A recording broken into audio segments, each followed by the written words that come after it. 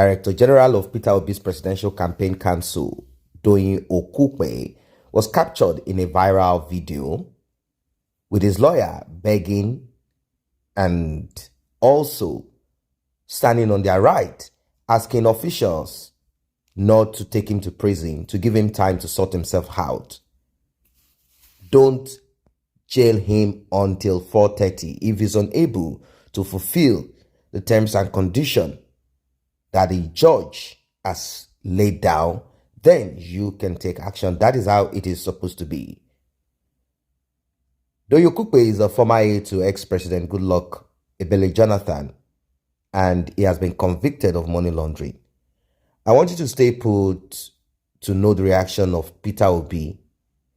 On Monday, December 19, Justice Ijeoma Ojukwu of the Federal High Court ruled that the Labour Party stalwart violated Section 16, subsection 1 and 2 of the Money Laundering Act. Okupe was sentenced to 2 years in prison for each of the crimes he was found guilty of after being found, after the charges that the Efcc leveled against him. Now, the calculated prison term is 52 years. He will serve the sentence concurrently, which means he will only spend 2 years in prison. The court did, however, give him the option of paying 500,000 naira for each of the offenses, and this will amount to a total of 13 million naira. I want us to watch this video. Let us see what actually transpired, what happened after the Federal High Court sentenced him to 2 years in jail. Doyin Okupe, DG, Campaign, Labour Party. Please, give him space. Let him talk. Just that line is important. Get that to your head. Please, don't harass him here. It's a problem for you. That people should calm down. Beg you in the name of God. Allow him to sort out himself. By 4:30, if he cannot sort out, then he can come on. Thank you. Now, how did this all start? How did it all start? Doyin Okupe was found guilty of receiving over 200 million naira cash from former National Security Advisor Colonel Sambo Dasuki, retired. That name should ring a bell. That happened under the watch of Goodluck Ebele Jonathan, and the said amount that we all have been talking about that runs into billions. This amount has been shared all over Nigeria. It is the money that was earmarked to procure security equipment, to procure weapons under Goodluck Ebele Jonathan's administration. That money went into the wind.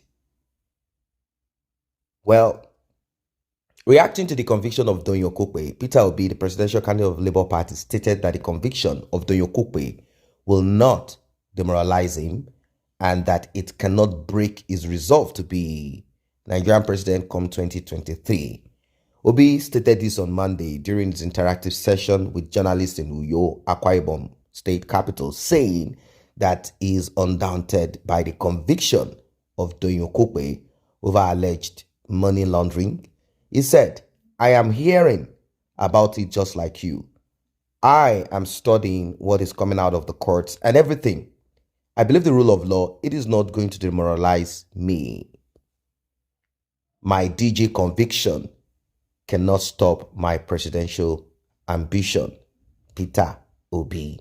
Now, a lot of reactions trailed this. There are people who are saying that the federal government of Nigeria, APC government, is simply witch hunting people around Peter Obi. The reason why people will say this is because many of the political class are criminals and they all have dirt. They all have stains on them. And none of them at this time are being prosecuted. So if one criminal is being prosecuted, definitely people are going to say, oh, they are simply witch hunting. But that does not mean that this individual allegedly, let us still use the word allegedly, allegedly, although the court has ruled, but let us still keep it that way, that he took that money. And Doyin Okupe has not said, no, money did not pass through my hands. This did not happen. We all know what these individuals are all into. We know from contracts, from procurement of this and that. This is the way they make money in Nigeria. Many of them got loot. When I say loot, it means you're given a contract and you refuse to execute that contract. That money becomes loot.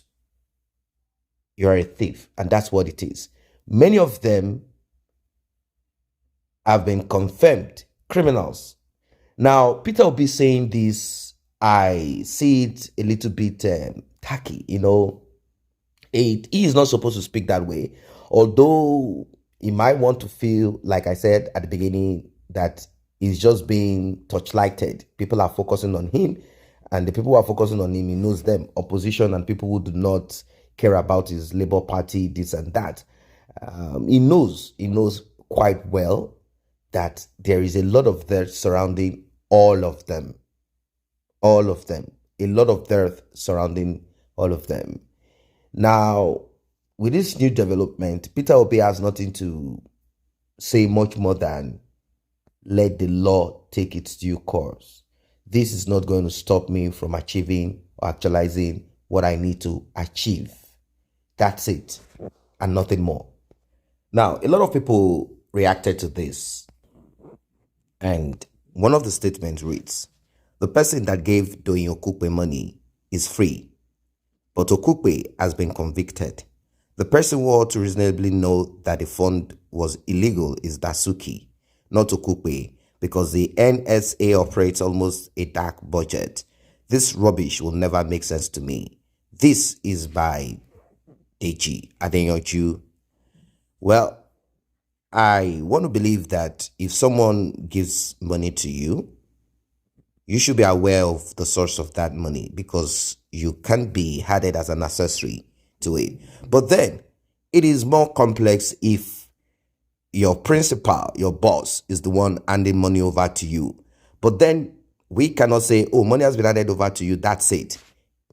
If your principal, your boss, decides to go through an illegal means of transferring money to you, for example, if there is a federal account or an operational account that the state owns, and all of a sudden your boss wants to transfer money to your personal account, your boss wants you to open an account, under fishy name somewhere, you should know already that you are involved in crime. You are not a baby.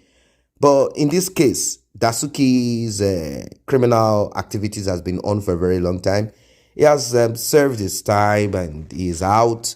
But the people around him, probably the government is just trying to get money out of them back again. Or according to the reactions that are out there, they are simply witch hunting. They are trying to stifle. They are trying to weaken Peter Obi's political ambition. But I don't think Doyin Okupe is the backbone of Peter Obi's presidential ambition.